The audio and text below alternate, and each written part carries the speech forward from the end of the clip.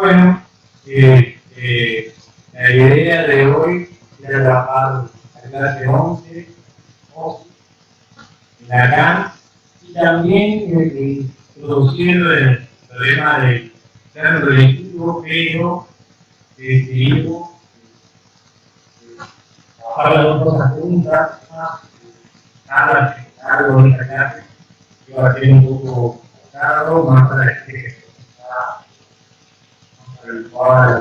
la tecnología, así que lo vamos a dividir en dos clases, vamos a hacer una de las clases para los funcionarios colectivos, pero igual sea muy introductivo. Como es un tema que es difícil, por lo menos para mí fue novedoso, me parece interesante para trabajar, y a mí me pareció que sería bueno retomar de algunos puntos que venimos trabajando para que le dé más coherencia interna a la cuestión, que sea con suerte un poco más. Bueno, en primer lugar, no hay que perder de vista, creo que se me lo plantea la cuestión de que necesitamos trabajar con una articulación de los conceptos funcionales, también se pone acá en el escenario que estamos trabajando. Y por lo menos este escenario tiene como punto de partida el marxismo, el moderno, la ciencia, es lo que tenemos que buscar, que hagan en la red de ciencia. Condición necesaria para el estudio analítico, un discurso que, más allá de formar un pensante, que ayuda a usted en el acto de pensar, vamos a proponer la pura articulación científica y la activa. De ahí es más importante que destaquen la activa. Bueno, entonces, lo que venimos trabajando en el capítulo, trazamos más o menos algunas líneas y vamos calculando las ideales del estudio moderno, el estudio de una red en la que se está tejido, lo hemos planteado, en lugar de ser solamente un agente sector. Una red que venimos a poder pensar con la estructura del todo, algo de la repetición, donde el sujeto va a pensar, es pensado por un sujeto que piensa, y una cosa que es céntrica, fuera del centro. ¿No? Después pasando por el FODA, donde planteamos que el niño, si bien el niño puede jugar a repetir una situación para dominarla y la ausencia de la madre, que el sujeto, que no es el niño, es jugado en los límites del significante de la pura abstracción. Y habíamos llegado entonces, en lo que respecta a la cuestión del campo escópico, a plantear al sujeto dividido en la esquicia del ojo y la mirada. No sé si todos los participantes están al tanto de esos desarrollos, pero bueno, estamos trabajando en el seminario. Ahora, la idea de plantear estos puntos es porque la cuestión del campo escópico, como la plantea Lacan, nos va a permitir nuevamente poder pensar la lógica del sujeto moderno y proponer otra también que la acompaña a partir de la razón freudiana. O sea, para nosotros va a ser una condición necesaria el establecimiento de la lógica del pensamiento, la posibilidad misma de empezar a establecer discontinuidades y contradicciones. Lacan va a decir en esta clase que nos ocupa, la anamorfosis, que va a tomar, el sujeto cartesiano va a ser nuestro punto geometral, o sea, lo que va a organizar nuestra visión del asunto.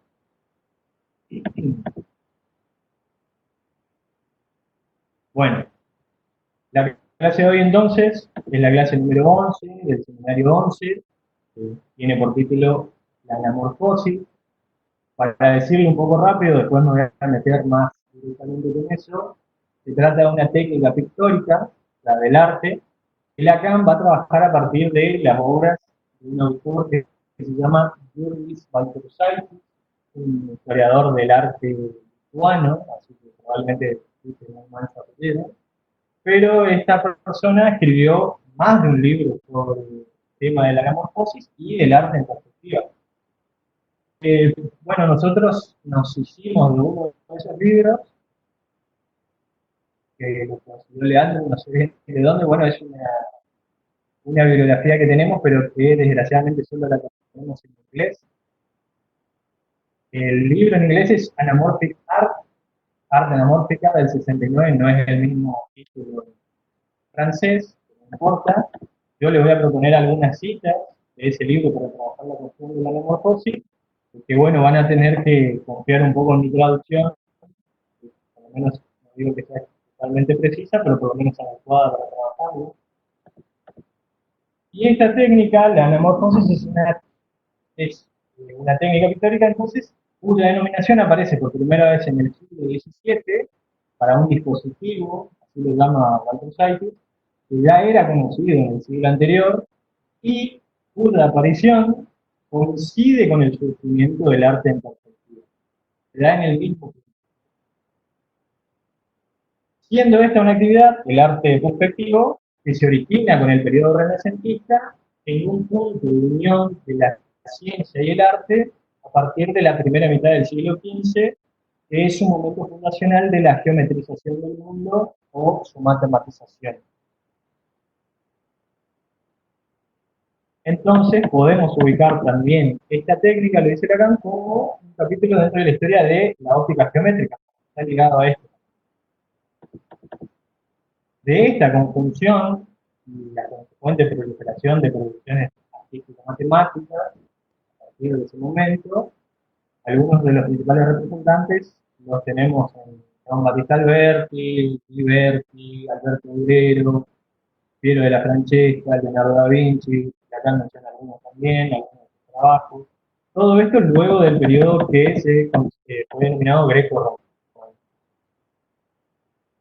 Entonces, esta perspectiva naciente de la modernidad se va a caracterizar por la representación en tres dimensiones en un plano bidimensional como producto de cálculos matemáticos precisos, siendo esta conjunción del arte y la ciencia denominada como perspectiva real o natural. O sea, lo que se empezó a plantear es que esa era la verdad de la forma en que nosotros percibimos.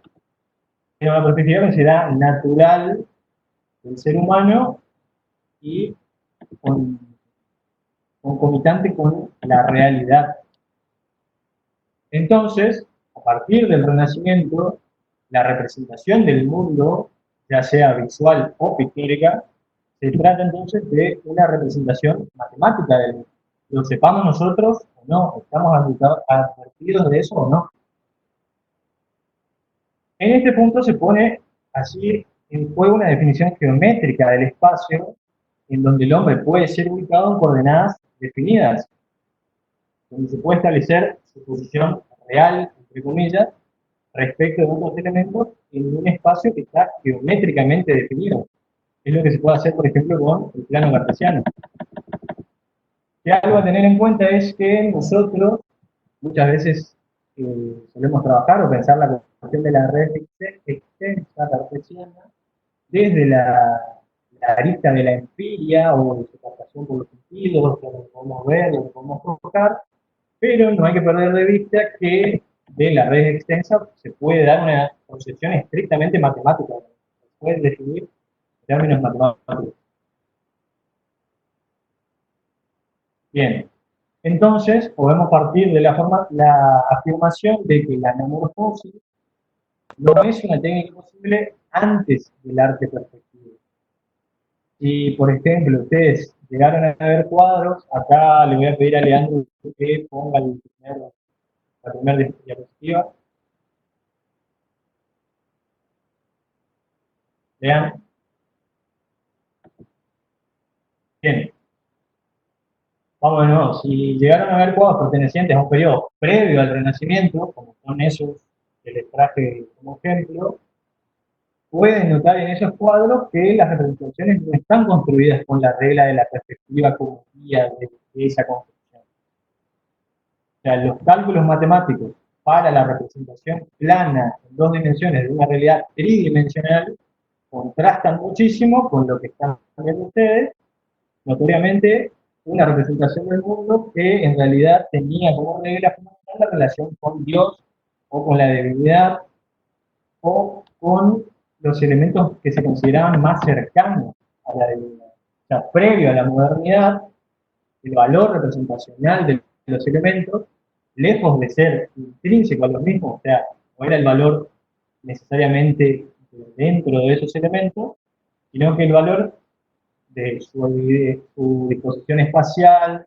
sus proporciones particulares, su colorido y detalles, su ubicación en el cuadro, respondían más bien a una regla asignada por su relación a la divinidad, mientras que la regla fundamental para la construcción del arte perspectivo va a ser la regla del hombre y su razón matemática.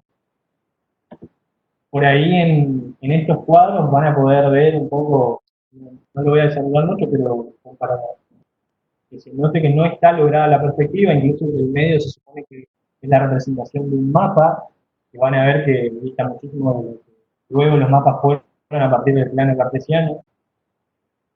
Pero bueno, para tener en cuenta cómo la representación del mundo, no solo la representación en el arte, sino que va a ser una cuestión que va a ser atendiente a la visión, cambia de regla de una forma muy notoria.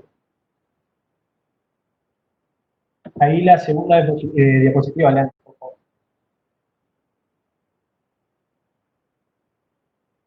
Acá en esta segunda diapositiva pueden ver ya ejemplos de las representaciones que se dieron a partir del Renacimiento.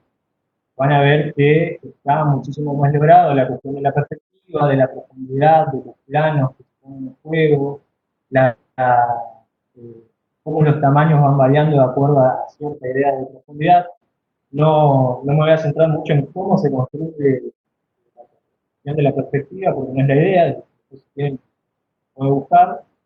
Al siguiente diapositiva, ¿vale?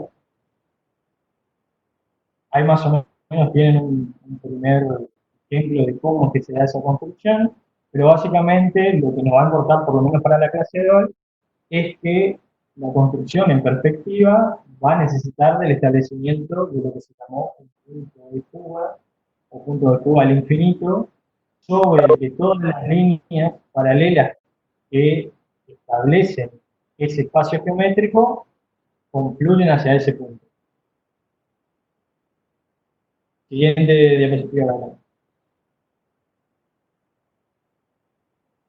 Bueno, tenemos acá entonces una primera aproximación que nos comenta el autor de este libro, que ya en el prefacio nos anticipa que este libro trabaja con la anamorfosis como un sistema con una base de matemáticas y física, alrededor de la cual formas figurativas y especulaciones mentales se hacen y deshacen.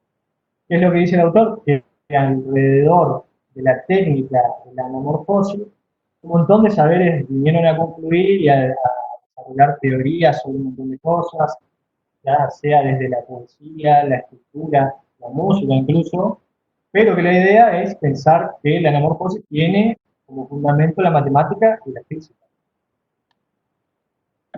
Si bien el autor también en el libro nos comenta que hubo autores, nombra dos por lo menos, Bárbaro y Viñola, donde existieron métodos empíricos para la construcción, o sea, podemos decir a ojo, para la construcción de la deformación en anamorfosis, pronto se va a establecer las reglas formalizadas de la producción, lo que va a ser guardado con mucho celo por los artistas de la época, porque el poder producir esos cuadros con esa técnica daba mucho renombre, entonces tipo, se guardaban un poco la regla, pero me parece importante destacar que no se va a tratar entonces del genio artista con sus cualidades únicas, sino una regla formalizada matemáticamente que la puede desarrollar la persona que lo practique. Siguiente diapositiva, Alan. Ahí por lo menos tienen un pequeño ejemplo de cómo que se da la construcción tienen una morfosis, tienen los cuadros, lo que sería, entre comillas, nuestra perspectiva real, como la planteaba el nacimiento, y la deconstrucción, la deformación a partir de, como verán, un espacio geometrizado. La siguiente, bien.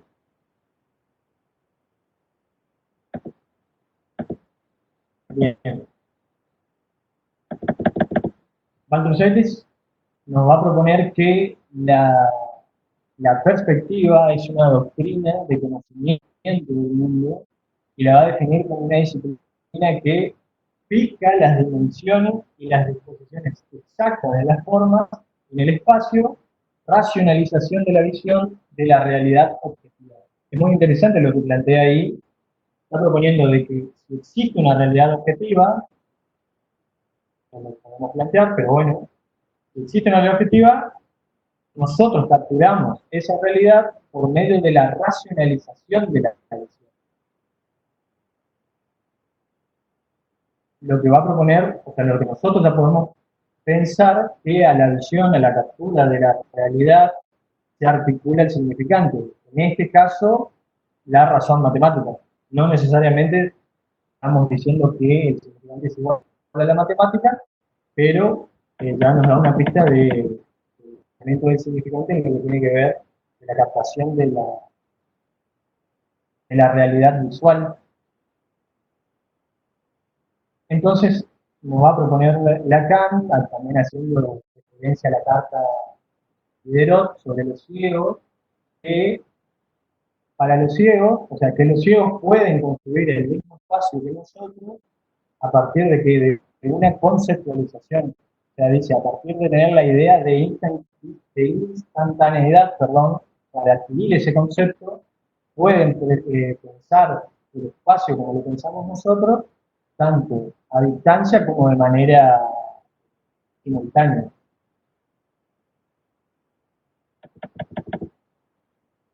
Aparte de eso, de esta pequeña definición del autor, va a ser unos capítulos introductorios donde propone la perspectiva acelerada y desacelerada, que es un momento previo a la anamorfosis, donde va a destacar en los campos de la estructura y de la escultura y la arquitectura, que la perspectiva va a ser una ciencia que va a remediar errores de la visión. Remediar errores de la visión. Esta cuestión de la visión como una forma simbólica, también la podemos encontrar, por ejemplo, en el libro que trabaja de Panofsky, la percepción como una forma simbólica. Incluso en lo que respecta a la arquitectura, Lacan va a decir que la arquitectura es el envolvimiento racional de un vacío, que nosotros podríamos también decir estético, y lo planteo porque el autor, por ejemplo, nos comenta en el libro que en las diferentes estructuras importantes en la historia del arte, por ejemplo, si son vistas desde cierta distancia, se puede ver que no respetan las proporciones que nosotros conocemos, pero ubicadas desde donde tienen que verse, respetan una regla perspectiva y agradable a la vista según los cánones de cada época, ¿no? La siguiente perspectiva.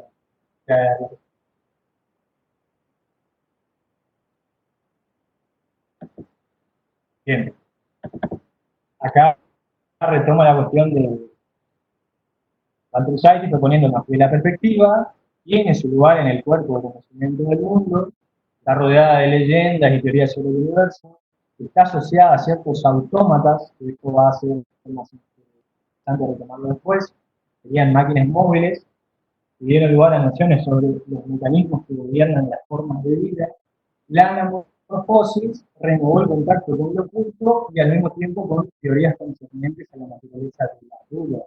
Bueno, a nosotros creímos que eso nos tiene que hacer calar la oreja, en el sentido de que habíamos empezado el camino en este seminario planteando el el pensamiento cartesiano y la duda hiperbólica como punto de partida de las reflexiones cartesianas y el camino que va a establecer la certeza. Entonces, tenemos una propuesta, vamos a decir, doble, donde por un lado el autor nos propone la perspectiva como conocimiento, el espejo del mundo, en tanto se propone como realis, la perspectiva de la realidad, y por el otro, la anamorfosis, que depende de ella, ligada a lo oculto y la duda. Es interesante que el autor en este libro va a trabajar todo un capítulo donde va a señalar que la mayoría de los artistas que se abocaron a la producción de arte en anamorfosis tuvieron algún punto de encuentro con el pensamiento cartesiano.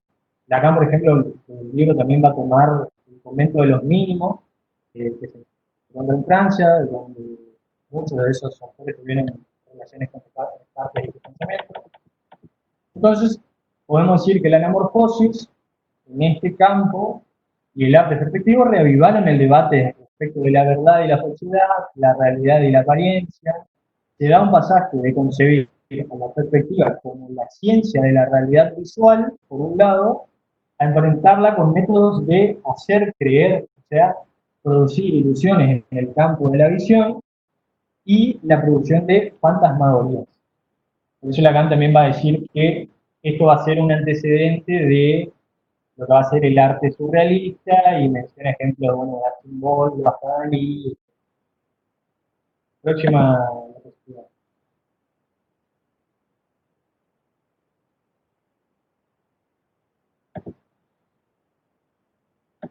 Bien, acá nos comenta entonces eso y propone que la anamorfosis se desarrolló junto a las líneas establecidas por las fantasías del Renacimiento. Es un continuo recordatorio de los asombrosos y artificiales elementos en la perspectiva, o sea que no está solo la cuestión de un aspecto real, ya sea una distorsión óptica o un impactante, esto es una expresión en francés que lo que quiere decir es trampa ante el ojo. La perspectiva entonces deja de ser una ciencia de la realidad y se transforma en un instrumento de producir alucinaciones. Fíjense qué interesante entonces pensar que en el mismo momento en que nace la denominada perspectiva real o perspectiva natural, surge, como si fuera su contrario, el autor propone su lado absurdo y Lacan invertido, como al revés, la anamorfosis. Y no de una forma desprestigiada, sino que en el ámbito del arte de la época apareció como un dispositivo privilegiado ante los artistas del medio, junto a la proliferación de un montón de otros instrumentos destinados a la construcción de lo que se llamó las perspectivas depravadas. Entre ellos se incluyen espejos cónicos, cilíndricos, elementos patóptricos. O sea, se empezó a jugar con esa posibilidad de distorsionar de alguna manera esa realidad que se proponía como real. Pero me parece interesante destacar esto que también propone Lacan, que es que la anamorfosis, entonces, es una deformación racional y lógica. Es casi proponer un oxímoron, una contradicción que no es tal. Y me interesa empezar a plantearlo, y seguimos del lado de esta cuestión de los fantasmagóricos, que los fantasmagóricos respetan alguna lógica, o está trazado a partir de una lógica. Entonces, este sería el punto hasta este momento, que sería que el establecimiento de lo absurdo, de lógico, de una lógica, implica en primera instancia que podamos establecer respecto de la misma qué es lo recto o lo adecuado. Pero las cuales en este caso se construyen partiendo de las mismas reglas o axiomas, teniendo como una condición lógica necesaria que establezcamos que la realidad es matemática. O sea, sin ese punto de partida no podemos pensar esa cosa. Lacan también en esta clase habla de Cornelio Agripa, que también se lo toma en este libro y lo propone así. No hay nada más peligroso que llegar a la locura a través de la razón. pero antes nos proponen, antes necesitamos la razón.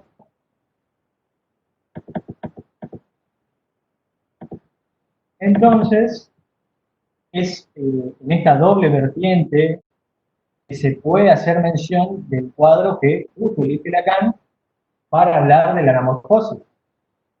Es un cuadro de 1533 titulado Los embajadores, del pintor Hans Holbein, que es un cuadro que en su momento fue considerado como una de las obras más importantes del medio.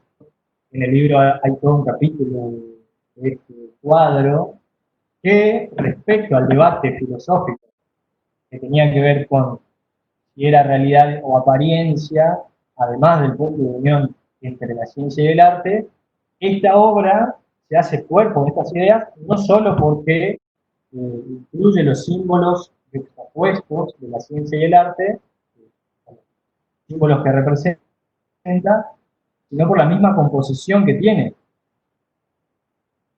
¿Por qué lo digo? Porque, por un lado, todo en el cuadro tiene así como un detalle exacerbado, precisión perspectiva, un acabado total de los elementos que se representan, todo en el cuadro, menos esa figura, o algo casi insignificante, entre comillas, una anomalía en medio de la escena que flota sobre el piso.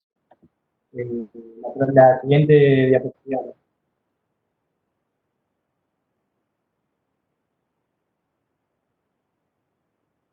Supongo que ya la mayoría habrá visto el cuadro, a los que no, ahí van a poder contrastar entonces la, la construcción en perspectiva, los elementos, los detalles, por ejemplo, de las cortinas, de los tapados, y sin embargo un elemento en el medio completamente deformado que viene a contrastar un poco de manera notoria con lo que se presenta. Es un elemento distorsionado que además requiere de condiciones específicas para ser visto con claridad, ciertas dimensiones de tamaño, de distribución espacial, y que por si fuera poco está calculado para lograr ese efecto de forma inesperada en una secuencia que en el libro se propone casi teatral. ¿Por qué? Porque este cuadro no solamente está pensado para que se puedan ver dos elementos distintos, sino, por ejemplo, el autor cuenta que un aristócrata francés de apellido Hesselin tenía todo un castillo lleno de arte grabada, de perspectiva depravada, donde para producir el efecto total del cuadro de la metamorfosis se tenía que colocar el cuadro, por ejemplo, luego de un largo pasillo, donde el cuadro ocupaba un lugar central, donde además tenía que estar ubicado cerca del piso, o sea, tenía muchas condiciones particulares, y además estaba pensado para tener una salida por uno de los costados, para que uno después de ver el cuadro, de concentrarse con lo primero que representa el cuadro, casi de una manera así de ojo, de atisbo, termine viendo eh, la siguiente diapositiva, de una manera totalmente inesperada. O sea, la idea era que casi saliendo de la habitación uno esté y de reojo termine guiando la mirada, encontrándose con una luz que estaba calculado para no aparecer a simple vista. Entonces se puede decir que en este cuadro hay dos composiciones diferentes en el mismo marco, con un punto de vista que está calculado y establecido para cada uno de ellos. O sea, cuando yo puedo vislumbrar una cosa con claridad, la otra queda invisibilizada. Cuando podemos ver la calavera del costado, no se ve el resto del cuadro. Ahora, ¿qué es lo que está calculado en el cuadro? La posición real del espectador respecto del cuadro a partir de un punto que está en el cuadro. O sea, esto quiere decir que el cuadro está pensado ya para el observador y que el observador ya forma parte de la composición de ese cuadro. Eso lo vamos a desarrollar un poco más. Algo que también aclara Lacan y que parece que vale la pena mencionar es que esta pintura es un testimonio de forma ejemplar de lo que se llamaron las vanidades o vanitas en el contexto del Renacimiento, que fue un movimiento que consistió en sostener que el arte y la ciencia son empresas vanas del hombre destinadas a verdades prestigiadas, podríamos decir, frente a lo que sería la verdad divina, la verdad de Dios. Algunos representantes de eso fueron, por ejemplo, Erasmo de Rotterdam, si se acordarán, el Elogio de la Locura, y Cornelio Agripa, que es el autor que propone Lacan en el capítulo, entre otros que consideraban que la perspectiva era una farsa, o sea, más ligada a la cuestión del engaño y la ilusión, o sea, tuvo una filosofía que se obsesionaba con la ilusión de la realidad y que terminaba criticándolas a esas empresas. Antes y después del cuadro de los embajadores, la inclusión de calaveras, de cráneos, de esqueletos, estuvo emparentada con esa corriente de pensamiento, como una suerte de memento mori, lo dice el autor, que sería, acordate que te vas a morir, o sea, destaca en el cuadro con cierto desdén y provocación, siendo que está ubicado dentro de los elementos de las artes liberales.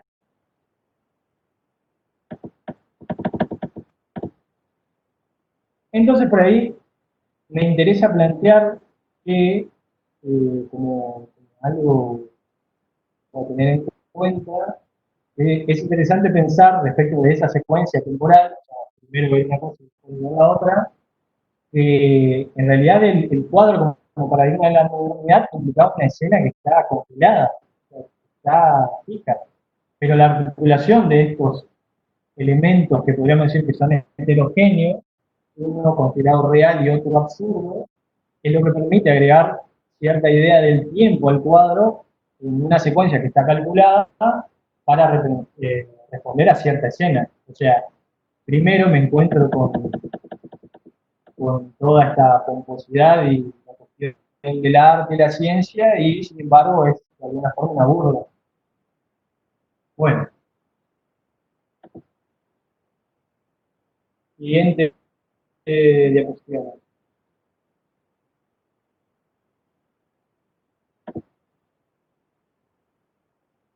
Bien, en este punto la idea es por qué nos interesa saber sobre estas funciones que se dan en la modernidad en relación al sujeto cartesiano, porque el sujeto cartesiano de la ciencia en el que trabaja el psicoanálisis y la enseñanza de Lacan se constituye en este entramado de saberes de la modernidad, donde, nuevamente, esto no es algo que se va a limitar a la forma de expresión artística o la ciencia en sus distintas ramas, sino que tiene como resultado de mucho mayor alcance la producción de un sujeto novedoso. Un sujeto que va a ser pensado como un individuo, cuya relación con el campo de la realidad, en el campo tópico, se propone como de correspondencia. O sea, se plantea una perspectiva real y que además lo va a establecer como centro de donde se mira el mundo como cuadro, desde un único punto ubicado en el espacio, pensado geométricamente. Además de eso, va a imaginar que hay una afinidad real entre el perceptum, o el objeto que se percibe, y el ojo del sujeto percipiente. ¿Ven? Entonces, en tanto sujetos modernos, nos concebimos como espectadores de lo dado a ver en función de una perspectiva que nos posiciona como yo viendo desde un punto central respecto de eso que veo. Es por eso que Lacan, en el campo de la visión, plantea que la lógica del verse viendo implica la evanescencia total de la función del sujeto y la división más acabada de la división subjetiva, de la castración, ya que en el momento que me veo, soy tanto sujeto agente de la visión, al mismo tiempo que objeto mirado, en una correspondencia que se imagina como total de la representación, que además de ello me ubica mirando desde un punto en el espacio que está definido. Por eso Lacan que dice que en el campo de la visión el sujeto va a participar de una función multiforme. Y ahí pensándolo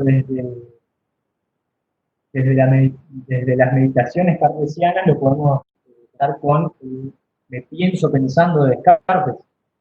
Cuando Lacan va a proponer que el sujeto es excéntrico al yo, va a apelar al postulado cartesiano para sostener una oposición de la ubicación. ¿Por qué? Porque va a decir, pienso donde no soy y soy donde no pienso. Mientras que el verse viendo no solo me ubica yo mirando desde un lugar, sino como objeto mirado en el mismo lugar del espacio tridimensional, además de localizarme como un cuerpo a su vez que conciencia de mi percepción. Es por eso que ahora incluí esta imagen de la diapositiva, y en este punto me parece interesante hacer una referencia a lo que se llamó el representacionalismo, que es justamente una corriente moderna que propone esta correspondencia perceptual, pero relacionándolo a esto que señala Walter Saiti del interés compartido por los artistas perspectivos por lo que se llamaban los autómatas o máquinas móviles. Porque, no sé si se acuerdan, que así como el reloj le sirvió a Descartes para pensar el cuerpo humano en tanto cuerpo maquínico de funcionamiento preciso, más adelante la confusión cuerpo histérico razón freudiana va a poner en cuestión, el representacionalismo también se sirve de una máquina como modelo que aunque no es móvil, le permite pensar el movimiento en el campo visual. Este objeto es, la diapositiva es la cámara oscura, es un artefacto que desde Lacan va a trabajar en el seminario 16, respecto a la dentro y la afuera, y también está bastante trabajado en Najonovich en el sitio de la objetividad. Es un objeto que también trabaja con la idea de un punto de visión. O sea, el sujeto puntiforme ya es un producto de cómo piensa la ciencia evidente, y nosotros del psicoanálisis podemos cuestionar la idea del cuerpo maquínico. Nos toca ahora con las clases que estamos trabajando poner en cuestión el funcionamiento de la visión respecto de ese único punto con la referencia a la caja oscura. ¿Se sigue hasta acá? ¿Alguna pregunta?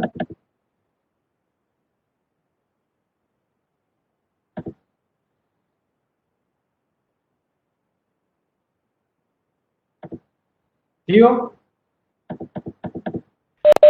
Sí, sí, sí, se sigue, se sigue. Vale, gracias, Lean. Entonces, vuelvo a insistir con la idea. Tenemos, a partir de la modernidad, el surgimiento de una subjetividad que se propone como espectador central del espectáculo del mundo, en tanto yo viendo. Porque no necesariamente tenemos que decir que nunca existió la cuestión del espectáculo del mundo, porque podemos afirmar, por ejemplo, que en la Grecia antigua ya existía un sujeto espectador, por ejemplo, el asombro filosófico parte de que el mundo se representa de alguna manera, pero para Lacan se trata de un sujeto totalmente anonadado por el mundo, en la medida de que si hay un mundo y este se me presenta, por ejemplo, en imágenes y sueños, se me presenta solo por designio divino. O sea, cuando alguien tenía un sueño, la razón de que uno pueda captar eso en las imágenes era porque la divinidad así lo quería. En este capítulo, la Cámara va a decir, será necesaria la meditación filosófica posterior, o sea, cartesiana, para que el sujeto se considere en algún punto agente de la visión, conciencia reflexiva, y que las representaciones que tiene de la percepción le pertenecen en algún punto. Le pertenecen a él como yo. O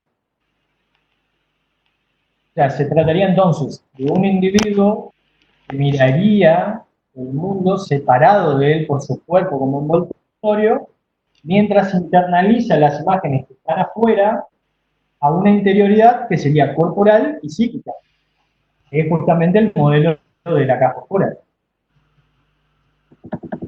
Que es un elemento que por ahí, para ir introduciendo la cuestión de la geometría, podríamos pensar que sin importar los lados que tenga, separaría el mundo tridimensional en dos espacios, interior y exterior. Lo que nosotros podríamos utilizar para empezar a pensarlo de forma equivalente a una esfera tridimensional.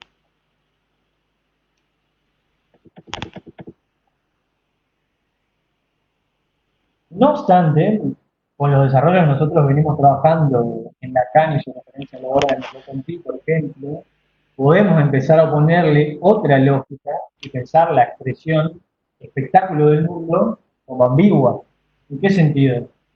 En que es para mí el espectáculo del mundo en tanto espectador, o sea, como yo, o soy yo el espectáculo del mundo como centro de su mirada.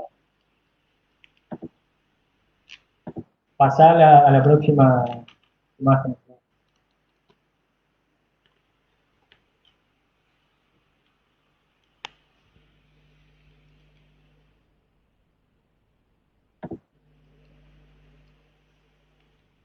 A mí por lo menos, ya que me había puesto a leer un poco de cuestiones de arquitectura respecto del libro de Walter Saitis, me ayudó para pensarlo que en la historia de la arquitectura este contraste, o sea, estas dos lógicas se pueden pensar con las diferencias de las estructuras arquitectónicas del teatro griego por un lado y del panóptico. ¿Por qué? El teatro griego, como pueden ver a la izquierda, implicaba una depresión en el terreno rodeada de escaleras o de un púlpito circular, donde entonces todos los ojos de la multitud se centraban en ese punto, mientras que el panóptico implica una lógica inversa ya. Si se acuerdan, bueno, trabajaba con Foucault, tenemos un punto central desde donde puedo tener acceso a diferentes puntos, no al mismo tiempo, pero sí donde puedo transformar mi punto de visión y ir cambiando. Ahora, lo que sí hay que advertir es que si nosotros tenemos una lógica funcionando en la cuestión de la arquitectura, no podemos tener la otra, o tener el teatro griego o tener el panóptico. Pero para el sujeto en su relación al mundo escópico, podemos proponer que ambas funcionen simultáneamente, o sea, el sujeto que figura en el cuadro como mancha, que captura la mirada del mundo Baudour, y al mismo tiempo la lógica de lo dado a ver del mundo que me devuelve mi centro como espectador.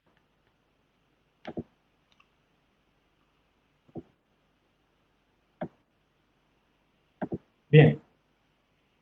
Entonces, a partir de acá, la idea es poder avanzar un poco más en la lógica, en el sujeto del inconsciente, en el campo visual, para poder ir más allá del individuo moderno como un yo que guarda su ser en el acto de ver o de pensar, para avanzar más hacia la lógica que establecería al sujeto, como entiende el psicoanálisis, como evanescente, como sujeto plano, bidimensional, en ilusión de otredad, y fundamentalmente como excentricidad desustancializada.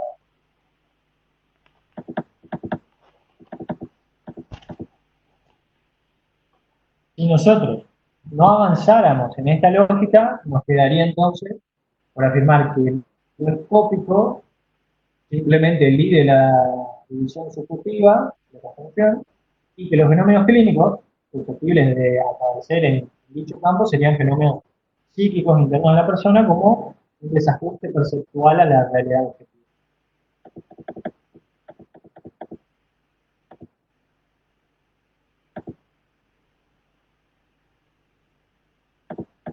Bien. Entonces, en este trayecto de poder establecer cuál es esa lógica, del inconsciente, del campo escópico, hay un segundo problema que nos encontramos y que nos puede encaminar en esa dirección. Es el siguiente.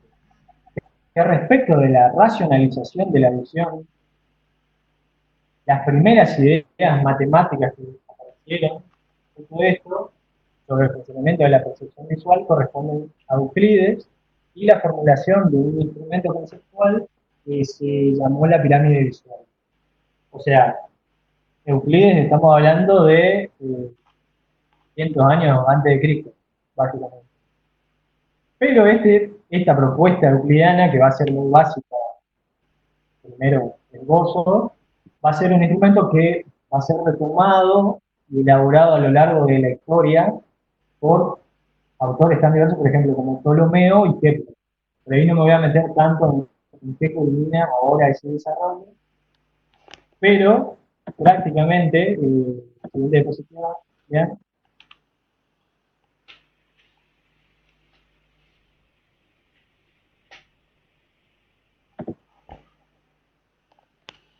Ahí lo tienen, o sea, consiste básicamente en la idea de que rayos de luz parten del objeto luminoso y concluyen en un punto abstracto ubicado en el ojo.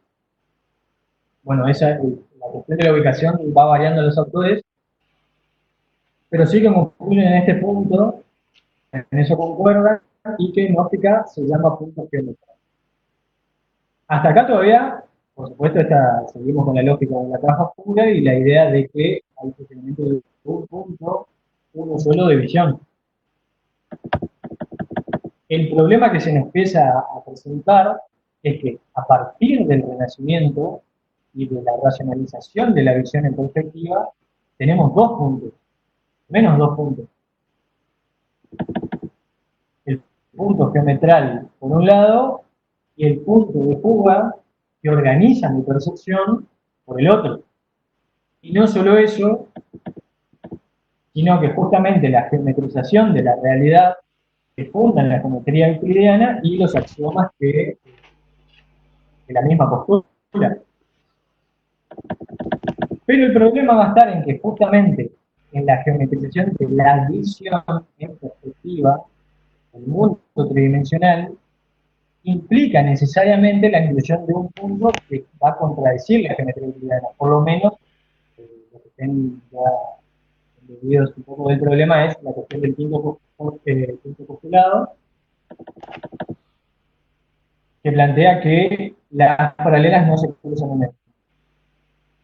¿Por qué? ¿Por qué va a empezar a contradecir esta cuestión? Por lo menos en el campo de la visión, ya que la organización perceptual de la realidad se realiza para nosotros, los sujetos modernos, en torno a este punto que supondría, por lo menos de forma intuitiva, que las líneas paralelas se cortan en este punto. No le voy a pedir a Leandro que vuelva a la imagen en perspectiva, pero bueno, supongo que se acordarán cómo todas las líneas en el cuadro confluían hacia un punto. O sea, intuitivamente, no estoy queriendo decir que nosotros todo el tiempo tenemos la experiencia de eso, porque es algo que funciona sin que nosotros lo sepamos, pero en la representación nosotros intuitivamente podemos decir, sí, todas las líneas paralelas en el cuadro o se cortan en ese punto o por lo menos convergen ahí.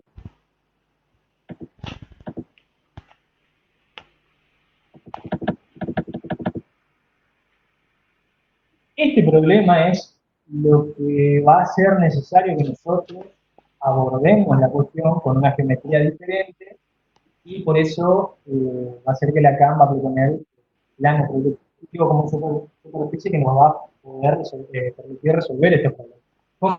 Cosa que la idea es comentarlo ahora, no lo vamos a trabajar, no lo voy a trabajar en esta clase, me parece que poder trabajarlo bien va a implicar bastante tiempo y desarrollo, así que por lo menos ahora lo decimos y después veremos si en la próxima clase retomamos o cómo hacemos.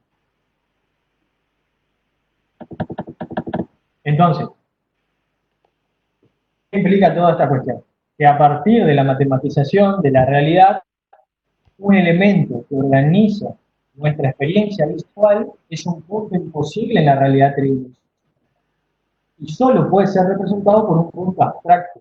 O sea, si nosotros pensamos en la construcción de la representación en perspectiva, a la hora de construir esa representación, no tenemos otra posibilidad que o introduzco este punto abstracto hacia el que las líneas convergen y establecen la perspectiva, o sea, es un punto que está y no está en la representación, o yo lo que me queda es dibujar la distancia real que yo capto intuitivamente, pero pierdo la perspectiva.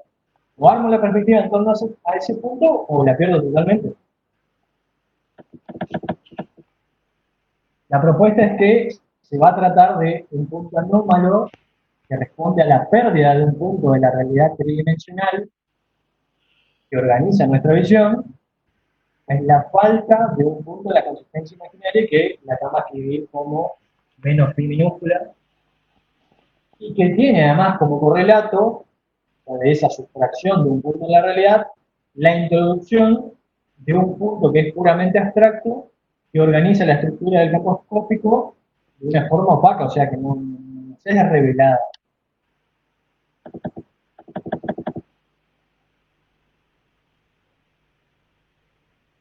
El planteo que va a ser posterior de Lacan, a través de plano proyectivo como la superficie que va a revelar la estructura del fantasma, para el funcionamiento velado de la estructura, es decir, para que el significante opere, la estructura del significante opere y al mismo tiempo esconda los efectos de operatoria, va a ser necesario como condición lógica la inscripción del objeto A, la extracción del objeto A, perdón, no la falta, no la pérdida necesariamente de la sino la inscripción positiva como extraída en la estructura. Que más adelante va a proponer que es lo que va a dividir al sujeto y al campo de la realidad. Por lo menos en la clase lo propone como una automutilación por aproximación a lo real.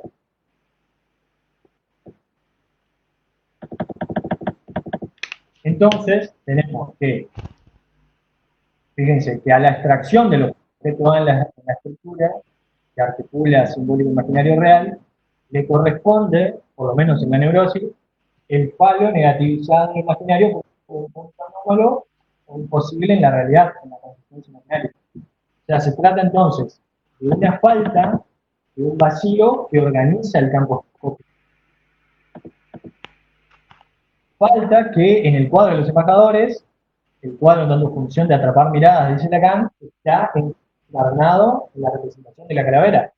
Lo que me mira desde el cuadro de forma inesperada, desde, lo va a llamar desde un punto luminoso, que me fascina, me captura, en el desencuentro de la mirada que espero en el campo del otro. Creo que bueno, esto fue lo que trabajó Lean en la clase anterior también, lo que tenía Sartre y la reducción del sujeto a la vergüenza con la mirada inesperada. ¿Por qué? Volviendo a la cuestión de la escena teatral del cuadro, o sea, creemos que nos encontramos con la ostentosidad del arte, la ciencia, y sin embargo nos termina capturando la muerte, la visión de la muerte y la vergüenza. O sea, este punto de fuga de la perspectiva es entonces lo que representa en la figura, o sea, en el cuadro, el ojo que me mira. Respecto de esto hay una anécdota en Lacan muy divertida, pero también para mí esclarecedora, que, bueno, plantea que en un viaje va a visitar familiares, o piensen en Lacan como una persona habituada a ciertos gustos, burgués y demás, un viaje se sube a un botecito pesquero con gente de la zona, y en esa situación, en esa escena, se empiezan a ver los rayos que hacen brillar una lata de sardinas que flota en el agua, y una de esas personas en el bote le dice, esa lata te está mirando pero no te ve. Y cuenta Lacan que todo el mundo se ríe de esa situación, mientras que a él no le causó gracia en absoluto. O sea, básicamente le está diciendo, estás totalmente desubicado acá con nosotros. O sea, por lo menos así eso es lo que entiende Lacan, lo que le señala a esa persona. O sea, fíjense, que este objeto ya funcionaba en ese momento, o sea, estaba este brillo, podemos decir, la mirada de la lata, sin embargo, no se hizo presente hasta que alguien lo señala y le dice Lacan, está fuera de escena. Justamente terminé ilustrando este punto luminoso que captura la mirada y que lo reduce a la vergüenza. Entonces, lo que es paradojal para el sujeto es que este punto se trata de un punto luminoso que lo mira desde el cuadro de que el que ya es parte del sujeto, pero que funciona como un punto opaco. a menos que le sea revelado para buscarlo fuera de la escena.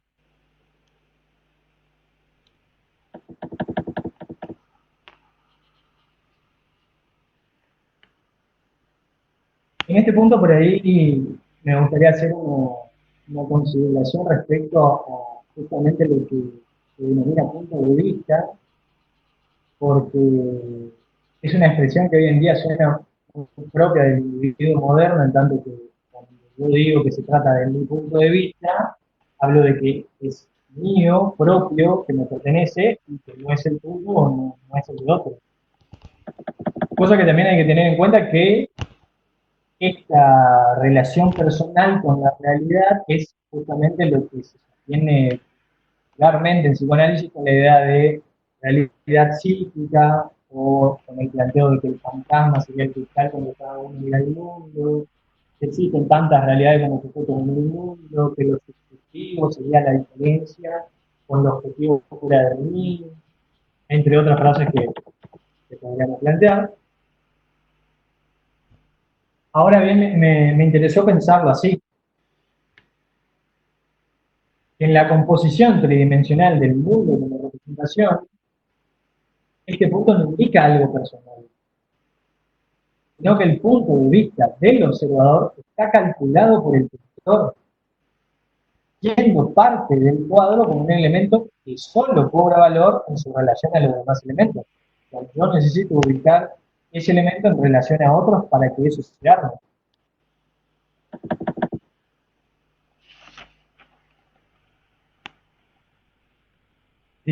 Dice Lacan, se pone en juego la función fundamental para capturar al sujeto. El observador ya está calculado en el cuadro, está pensado en el cuadro, mira el cuadro y está en el cuadro. Pero, Fede, sí, perdón. Lo último, la verdad que no te entendí. No te entendí y también a veces se corta, no sé si a mí nomás, como A el mí, audio. a mí no se me corta, ¿eh? Capaz está inestable acá mi internet. está bien.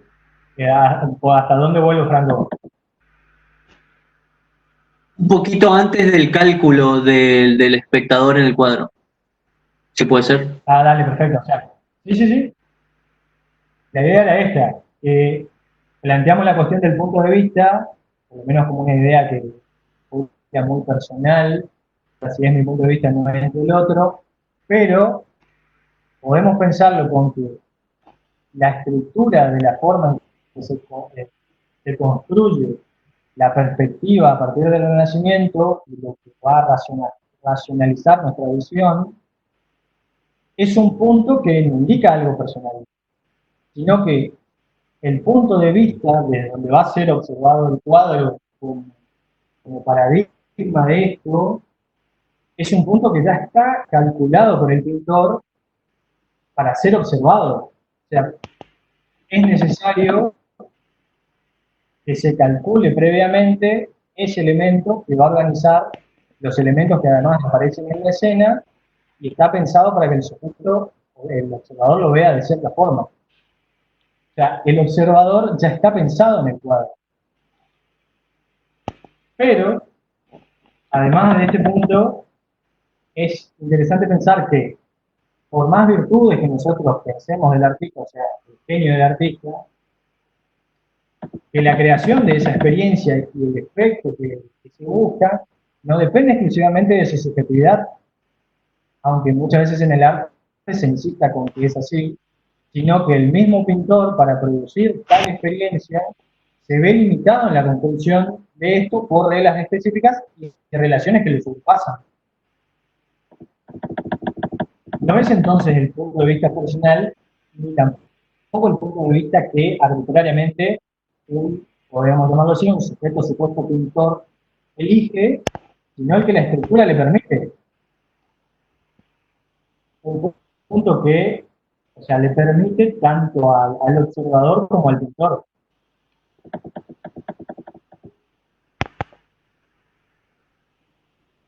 Entonces, a partir de plantear la cuestión así, que todavía nos va a faltar articular el plano proyectivo para terminar de crear la lógica, pero podemos decir que en el campo escópico, entonces, ¿dónde ubicamos al sujeto? ¿En el punto de visión o el punto geometral o en el punto de mirada o el punto luminoso? En ninguno de los dos. El planteo es que el sujeto está dividido, está en tensiones entre estos dos puntos, no está ni en uno ni en otro. O sea, entre los puntos del ojo y la mirada. ¿Qué quiere decir esto? Que no puede ser observador sin estar al mismo tiempo en el cuadro o en la escena que se representa.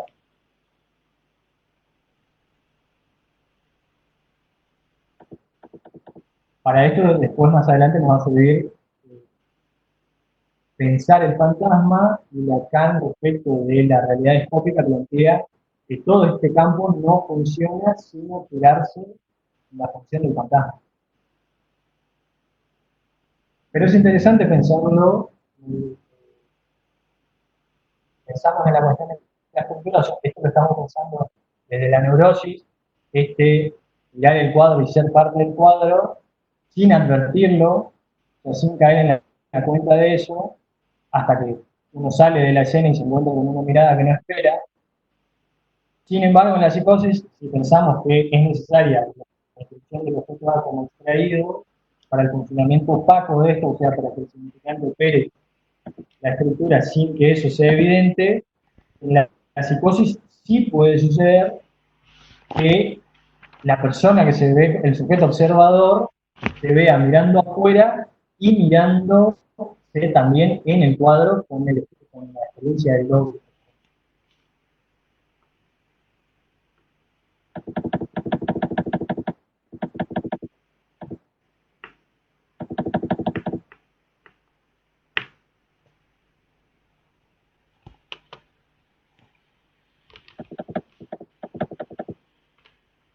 Para ir cerrando la cuestión, y algo que por ahí podemos pensar, si nos atenemos a la cuestión escópica, eso también va a ser algo a plantear, que si el fantasma refiere, por ejemplo, a una cuestión de lo visible, o si tiene que ver con una lógica, cómo es que eso se articula, pero si nos atenemos a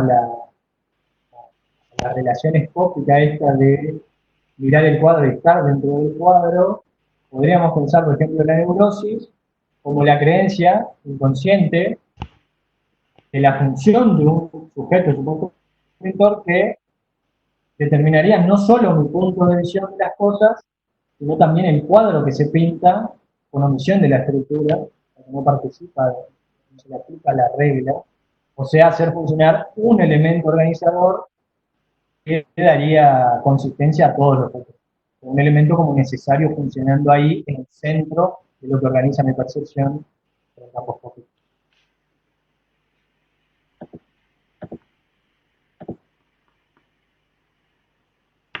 Bien, hasta ahí entonces, hoy, como les digo, la idea es que esto se va a terminar de cerrar o se va a poder redondear la lógica a partir de introducir lo que nos va a resolver la cuestión de pensar una geometría distinta, introducir el plano proyectivo, trabajar con superficies, no con cuestión tridimensional, donde sí va a haber que decidir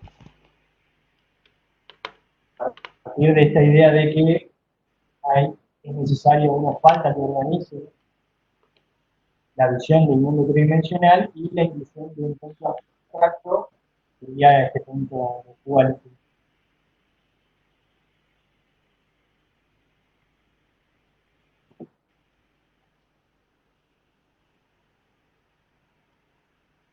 Federico, ¿podríamos intervenir? Sí, por supuesto. Perfecto. A ver si está funcionando ahí. Bien. Federico, me pareció muy interesante lo que trabajaste hoy, todo el tema de la perspectiva, de los cuadros. Me parece que seguimos avanzando con el mismo camino. Yo tomé algunas notas y algunas ideas mientras ibas hablando para poder no interrumpirte y decirlo al final. ¿Vale? Primero, lo que me pareció muy interesante es preguntarnos por qué se le ocurre traer la anamorfosis. Está trabajando los conceptos fundamentales de psicoanálisis, está trabajando repetición inconsciente, aparece la anamorfosis. Y vos nos explicás acá, clarísimo, que la anamorfosis es una mancha calculada para mostrar algo diferente. ¿Te acuerdas que nos dijiste esa frase? Es Sí. una mancha calculada para mostrar algo diferente. Entonces, lo que está calculado con esa mancha de la anamorfosis es la posición del espectador. Es decir, esto es un show, es algo que se muestra, ¿verdad?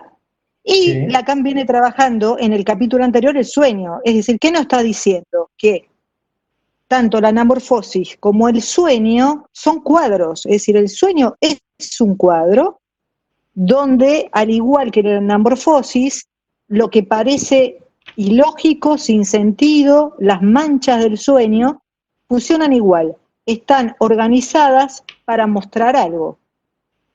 Y ahí retomamos la idea del inconsciente como eso muestra, que es en el campo escópico que estamos trabajando, ¿verdad? Entonces tenemos que un sueño, como la anamorfosis, está armado de elementos que tiene un cálculo y que el cálculo es mostrar algo, ¿sí? Por un lado.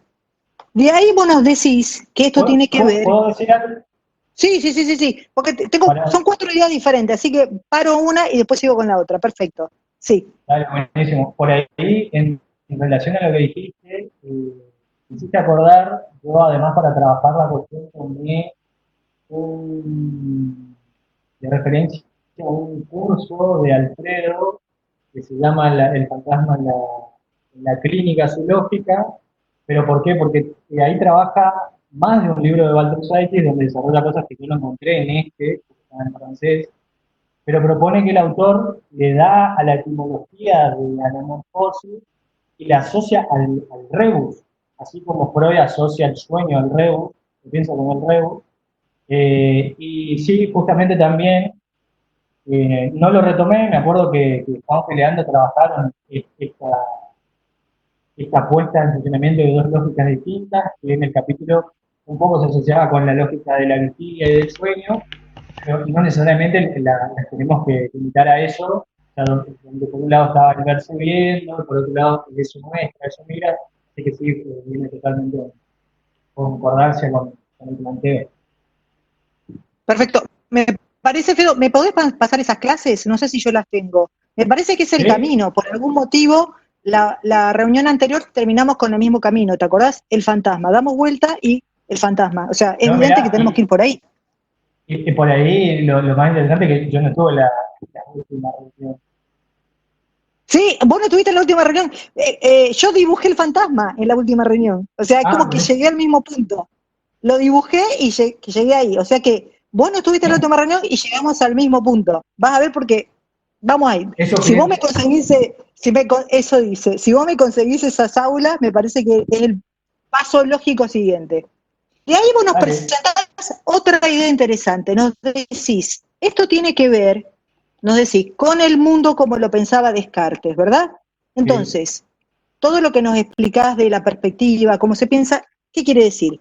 Que tenemos que hacer el pasaje de yo, conciencia, veo el mundo, a la propuesta de Lacan que es el mundo me ve, omnivoyeur. ¿Sí? O sea, que es como diciendo, la innovación, lo que nos aporta Lacan es dejar de pensar en que todo depende del punto de vista del sujeto que ve y pasar a algo diferente. Lo está proponiendo Lacan. Primero tenemos un mundo omnivoyeur. ¿Qué quiere decir que hay un mundo omnivoyeur? Que primero soy visto, que no hay un paso lógico de yo estoy en el mundo, luego veo el mundo y el mundo existe. Que esa sería la idea de pienso, luego existo. Es como decir, pienso al mundo y luego el mundo existe. Lacan nos dice, no, primero soy visto, soy un objeto visto en este mundo. De ahí el paso lógico que me queda, no hay otro, es el estadio del espejo, porque si estamos trabajando el campo de la visión, el espacio el estadio del espejo nos muestra cómo se construye. la realidad para el sujeto. ¿Y qué nos está diciendo Lacan? Que para poder ver y verme, primero preciso un espejo que es en el campo del otro. Es decir, que en todo el esquema que tenemos del estadio del espejo, para que funcione hace falta un elemento central, que es el espejo, que Lacan le pone una letra, dice A mayúscula, ¿verdad? El otro. ¿Qué quiere decir eso? Y si nos recordamos, no tengo ahora acá el esquema, pero si nos recordamos el estadio del espejo, ya ahí Lacan está colocando lo que vos nos acabás de explicar, que una cosa es el punto de vista del sujeto y otra cosa es el punto de vista virtual. Fíjate que en el estadio del espejo Lacan pone al sujeto, como si fuera el sujeto que ve de un lado, y pone el ojito. ¿No se te acordás en el esquema? Que tenés el ojo. Eso me hizo acordar lo que vos presentaste recién, es lo mismo. Es decir, Lacan te dice, tenés el sujeto que está viendo, pero tenés el ojo. Es decir, la esquicia del ojo y la mirada ya está escrita en el estadio del espejo. Me parece que lo deberíamos volver a leer, es como que tenemos que hacer una vuelta al estadio del espejo para leerlo con lo que estamos trabajando ahora. Entonces, ¿qué nos está diciendo Lacan? Que la mirada de los otros, lo que yo pienso que son los otros que me miran, está determinada por el fantasma, creo que vos dijiste. ¿Sí? Entonces, el problema que tenemos de los sujetos no es la mirada de sí mismo, cómo el sujeto mira al mundo, sino que el problema central, me parece, en la clínica, es la mirada de los otros. ¿Por qué la mirada de los otros? Porque por un lado, la mirada de los otros está encarnada en otros con minúscula, pero proviene de la relación del sujeto con el otro con mayúscula. Que es lo siempre que decimos, está el campo del otro y está la encarnación del otro en el semejante. Entonces, todos los problemas clínicos se nos presentan como la mirada del otro, no como la mirada del sujeto. Y esos problemas están determinados por el fantasma. Damos la vuelta y volvemos a tocar el problema del fantasma. ¿Y qué pasa en psicosis? Que vos me decís, bueno, pero en psicosis pasa algo distinto. Porque uno de los problemas centrales de psicosis es la dificultad en tolerar la mirada del otro semejante. Es una cosa muy frecuente la dificultad de estar en situaciones sociales, por ejemplo, situaciones donde el sujeto te dice no quiero hablar porque si hablo me miran, ¿sí? Entonces, es como si estuviéramos dando vuelta y necesitamos, me parece, revisar el funcionamiento del estadio del espejo, pero pensando el campo escópico como estamos pensando ahora, y por otro lado necesitamos avanzar por la estructura del fantasma, porque no es lo mismo si hay fantasmas funcionando y si no hay fantasmas funcionando, y cómo la mirada de los otros va a ser o no va a ser una encarnación del funcionamiento de esa mirada primera, que sería, ¿no? El funcionamiento del fantasma sería cómo esa primera objeto mirada me miró. Sí, me parece que Hasta ahí el comentario, pero por donde voy termino en el fantasma, me pasa lo mismo que te pasó a vos. sí, por ahí creo que justamente al final de esta clase está ahí la pista de que Lacan, bueno, el discurso se va a ir ganando y nos va llevando a la psicología que bueno, va a llevar a plantear la estructura del fantasma más adelante, eh, pero hay que pensar estas lógicas funcionando de forma simultánea, por ahí, o sea, algo que con el sujeto dividido nosotros tendríamos que pensar como funcionando así desde siempre, y no capaz primero una mirada y después otra cosa, pero este funcionamiento de los diferentes puntos y planos que se van a armar, me pareció que no era prudente introducirlo ya, porque además es algo que en la próxima clase se va a empezar a plantear, la cuestión de los triángulos, no me acuerdo bien cómo lo dice, pero bueno, los diferentes puntos y cómo eso está planificado, o sea, todo funcionando al mismo tiempo. Bueno, yo quería hacer un comentario también. Dime, Odino. Sí, a mí me llamó la atención la clase, eh, que es una clase, esta parte es es compleja, sobre todo porque lo que está trabajando para mí Lacan es una cuestión histórica, un desarrollo histórico de cierta concepción. Y por ahí empecé a trabajar o empecé a pensar algunas cuestiones que estuve hablando también con Carlos Gómez Camarena, y es esta cuestión de, por lo menos Kepler cuando hace la idea de la elipse, la idea de que no hay un foco, me parece que está un poco trabajado eso ahí, porque el cuadro que elige Lacan, o por lo menos como Lacan lo tomo, yo leí esta parte donde él dice: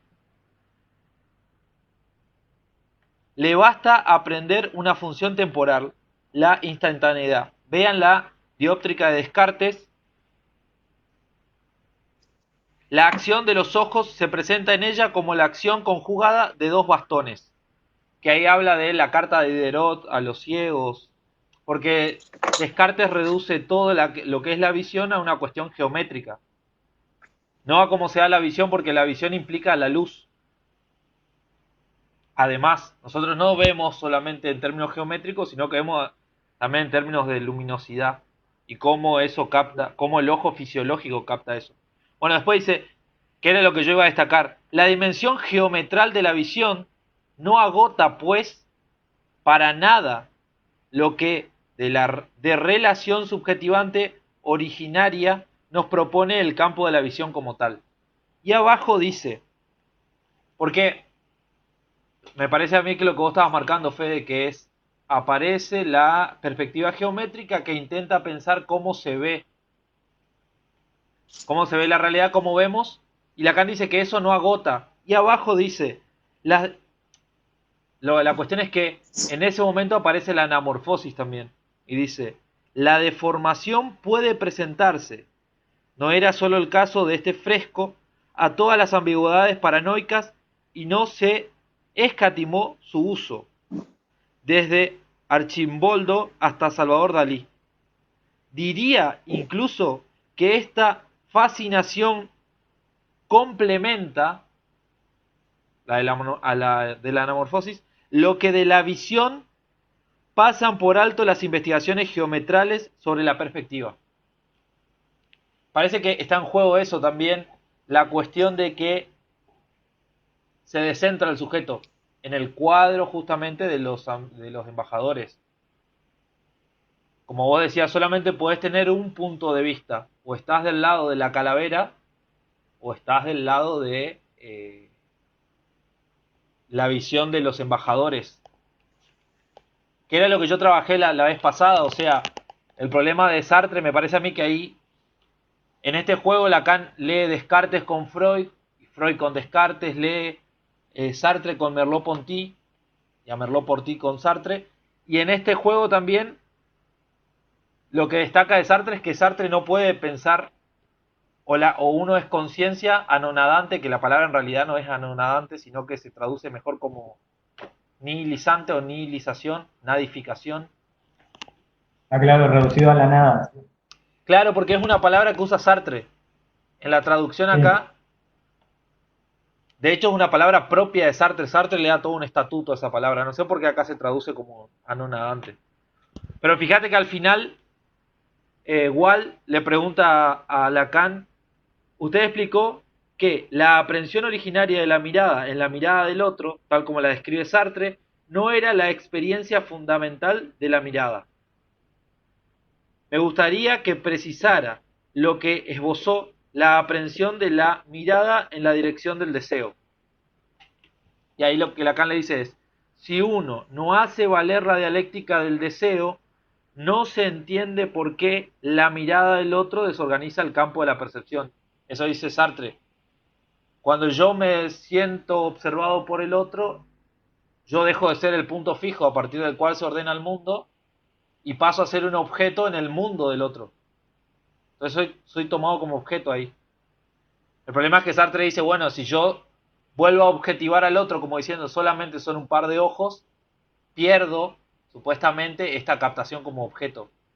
Y Lacan, en mi lectura, le dice que lo que le dice a Sartre es que no, que es imposible salirse, o que eso convenga con una voluntad. Siento vergüenza, ahora objetivo no siento vergüenza. Siento vergüenza, o sea, como si fuera una decisión de uno. Continúa Lacan, dice, piensan que se trata del ojo punto geometral. ahí empieza a conectar Sartre con lo que se había trabajado, ¿no? Piensan que se trata del ojo punto geometral cuando se trata en verdad de un ojo muy distinto, el que vuela en primer plano de los embajadores. O sea, es el ojo el otro, el que está al costado. Ahí me parece que como vos estás planteando de antes, nos vamos a seguir también Ah, me faltó una parte acá. la articulación a la banda de Moebius. Me faltó esto, decía, y es que el sujeto en cuestión no es el de la conciencia reflexiva, sino el del deseo. Parece que él está descentrando ahí dos focos, que no se resuelve nunca. Me parece que lo veníamos trabajando con conciencia, conciencia inconsciente. No es que uno puede hacer de lo inconsciente una aprehensión y hacer todo lo consciente inconsciente, o hacer todo lo... Nunca está, siempre se está entre medio de los dos.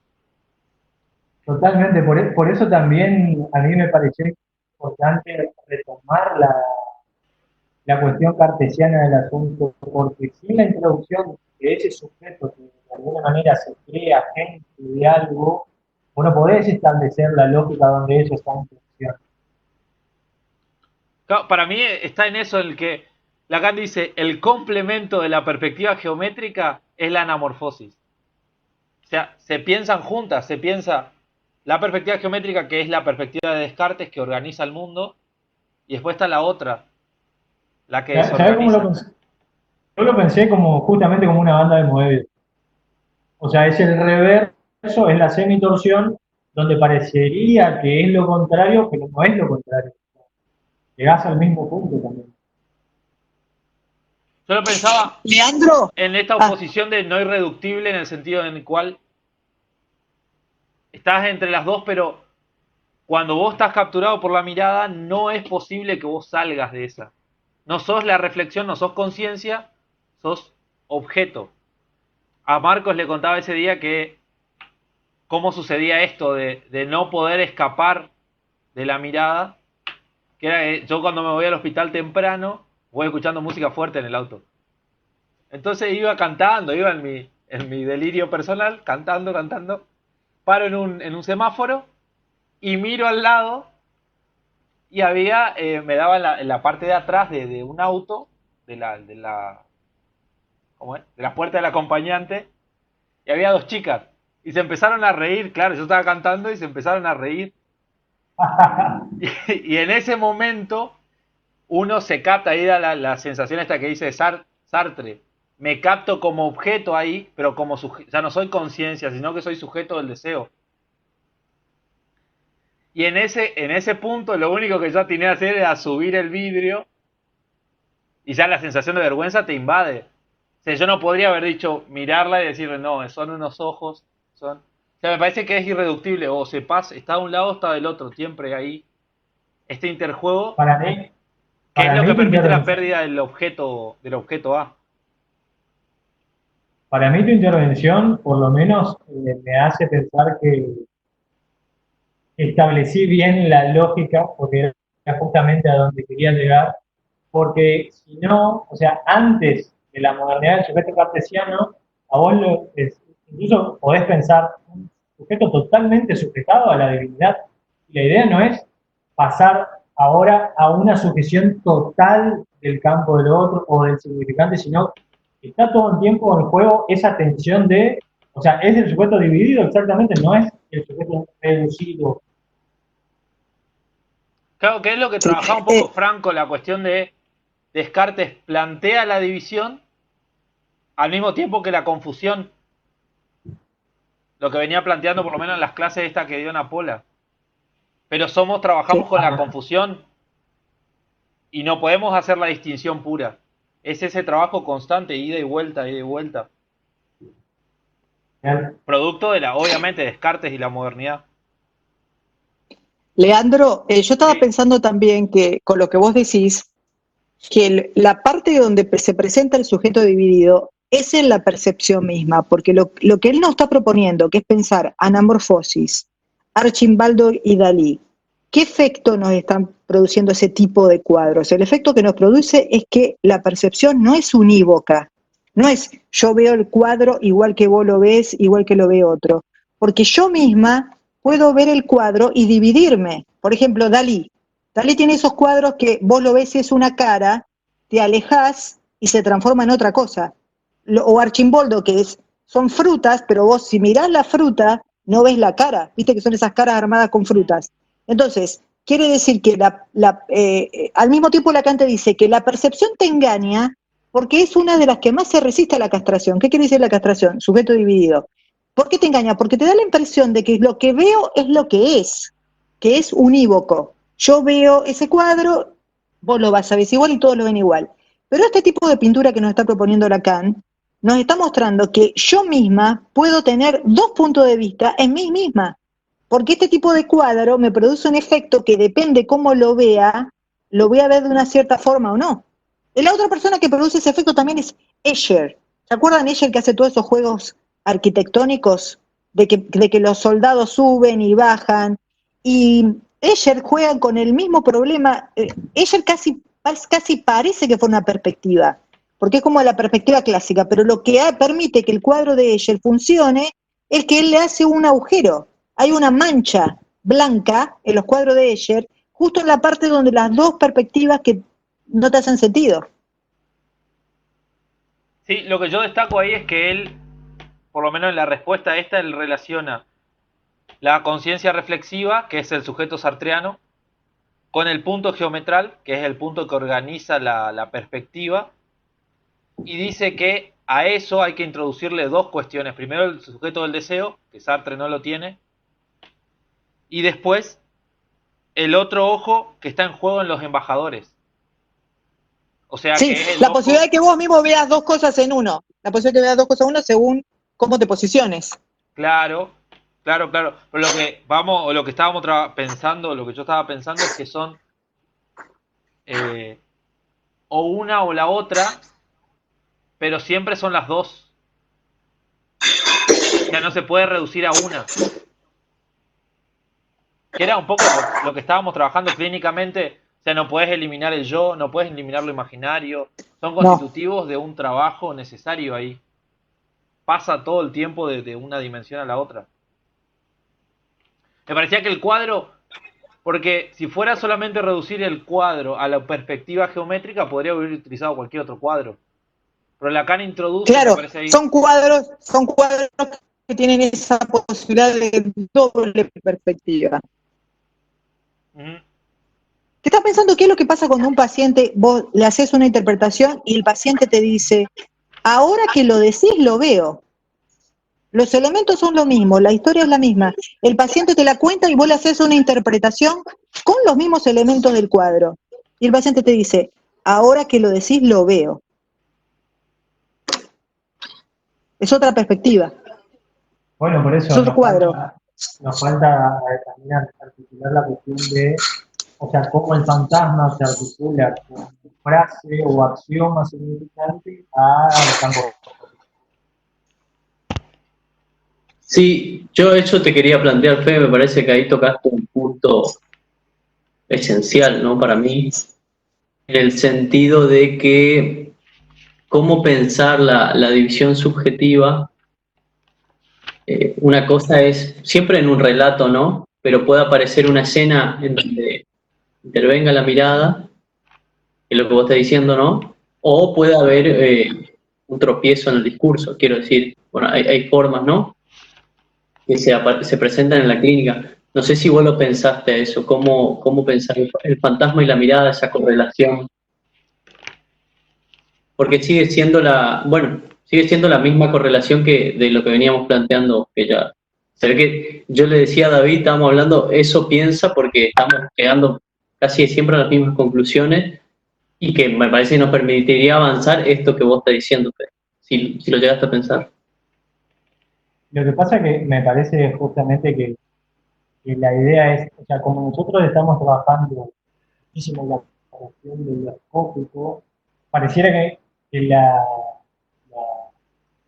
la cuestión se reduce a eso, o estamos pensando fenómenos que tienen que ver con eso, no sería la idea, o sea, que los fenómenos que acaecen en el campo escópico están determinados por una estructura que es significante, o sea, que no tiene necesariamente la estructura de una imagen. O sea, que se modifique el cuadro, que sea otro el cuadro que se pinta, o la relación que hay con ese cuadro, no va a ser necesariamente algo índole de la imagen, sino que puede ser algo que se dice, que cambia la lógica de eso, porque por ahí, por eso la anécdota esta de Lacan también me pareció interesante, porque es, voy a tener los elementos ahí. Está la lata, estamos todos en el mismo lugar, pero hasta que eso no se estableció como lógica, o sea, que alguien pudo establecer que está desubicado acá, no tuvo el efecto. O sea, eso que se presenta tópicamente sigue una lógica significante que tendrá sus quiebres, sus impases, sus modificaciones y provocará una relación diferente al cuadro. Por ejemplo, pensándolo con la neurosis, por ahí es interesante, si nosotros pensamos que el sujeto tanto mira el cuadro como está en el cuadro, ¿qué podemos decir? La histeria se cree protagonista del cuadro y la neurosis obsesiva cree que mira de afuera una escena con la que no tiene nada que ver, o sea, que era fuera de escena.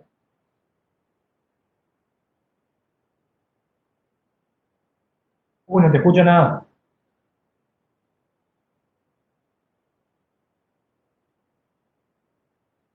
¿Lo pensás o en la clínica ahí lo pensás o en un punto o en el otro?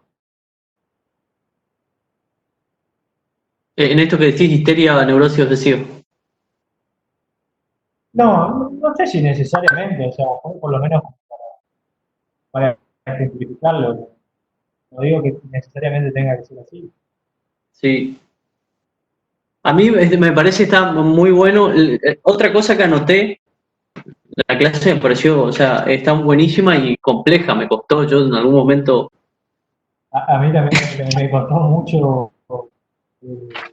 Por eso dije, viste, que la idea de ir despacio para que tenga coherencia, porque introducir la cuestión del plano proyectivo a eso encima.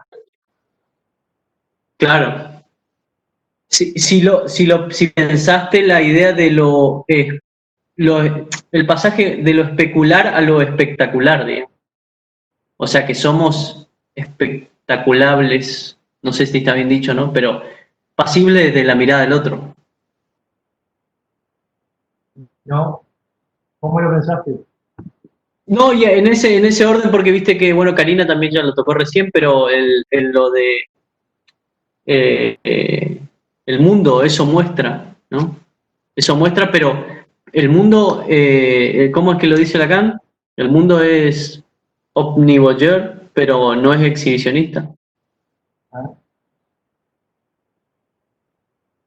Claro, porque la idea para mí es que esta estructura va más allá de la cuestión imaginaria, o sea, empezar a plantearlo así implica más de la relación imaginaria y hacer funcionar el significante en la estructura que determina la mirada y donde funcionan al mismo tiempo ambas lógicas, como dije en tensión. No podés ubicar al sujeto como dividido o mirando desde un punto o siendo mirado, sino que es algo que mi mirada del mundo ya está articulada fuera de mí, sin que yo lo note.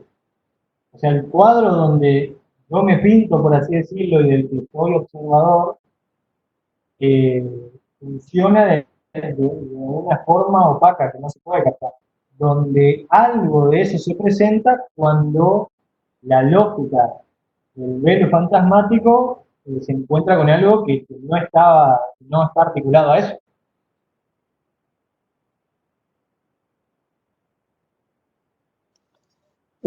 Un punto incalculable, digamos. O Exacto. calculado, pero en mancha, ¿no? O algo así sería. Por ahí, por eso también me parece que es interesante que por qué Lacan elige ese cuadro y esta idea de alguna manera de la temporalidad que implica, donde primero pareciera todo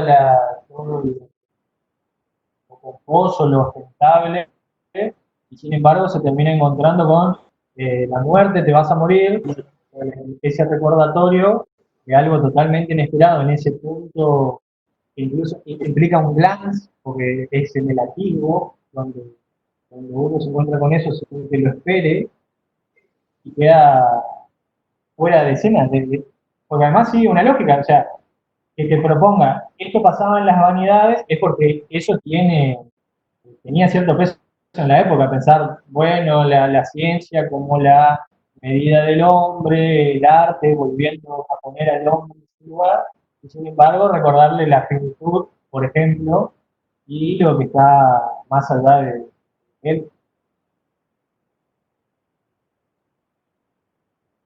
Buenísimo, buenísimo. Federico, ¿y no te parece que podemos pensar esta propuesta de estos cuadros para pensar la función de la interpretación? Porque pensándolo, esos cuadros, si vos vas a ese museo y no sabés lo que tenés que ver, no lo ves. Es decir, no hay forma. Por ejemplo, vas a un museo a ver los cuadros de Dalí. Si no tenés una persona que te diga parate en este punto, no lo vas a ver diferente al cuadro, o vas a ver la segunda posibilidad de perspectiva. ¿No podemos pensar la función del analista mostrando con los mismos elementos del cuadro otra forma de verlo? Sin duda es la función del corte, ¿Sí? Pero es fíjate la que me función del parece corte. que Lacan nos está proponiendo algo más concreto para pensarlo. Es decir, mira, el cuadro es así, pero si tenés otra persona que te dice, te parás aquí, con los mismos elementos el cuadro es otro. Sí, sí, sí, sin duda. Por eso también es algo que sigue estando en tensión, porque a partir de que sujeto dividido entre verdad y saber, o sea, es algo que como banda de Moebius es su reverso, y eso que estaba escondido, que se incorpora, pero capaz es eso que se añade a la estructura, se añade como saber, y o sea, el valor de verdad puede cambiar, eso es lo que ahí quiero decir. Por ahí no sé si necesariamente habría que pensarlo con la cuestión del cuadro, sí si hacemos funcionar que lo escópico, que funciona con la función del cuadro como paradigma moderno, dice Lacan, de captar la mirada en relación siempre a la lógica. Por eso vamos a necesitar la articulación del fantasma para sujeto dividido como una frase y el objeto A como la presencia de un objeto, en este caso mirada en el campo de la realidad.